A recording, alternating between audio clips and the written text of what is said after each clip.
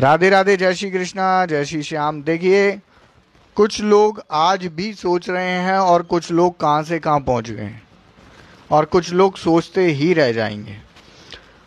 काफ़ी लोग तो बहाने बनाते कहते हैं कि गुरुजी हमारे पास में पैसा नहीं है, 200 रुपये नहीं है। वो पिज़्ज़ा खाने में 200 रुपये ख़त्म कर देते, मगर पत्रिका का विश्लेषण कराने में 200 रुपये उन्हें बहुत ऐसा लगता है जैसे 2 करोड़ रुपया खर्च हो रहा हो। तो देखिए, उसमें कोई दो राय नहीं है, क्योंकि आज भी देखिए जो लाइव को नुकसान पहुंचाती हैं उन चीज़ों के पास में आप देखेंगे तो भीड़ लगी होगी। जैसे कि आप देखिए तो शराब के लिए व्यक्ति खुद लाइन लगा करके खड़ा हो जाता है और दूध के लिए दूधिया घर देने के लिए आता है।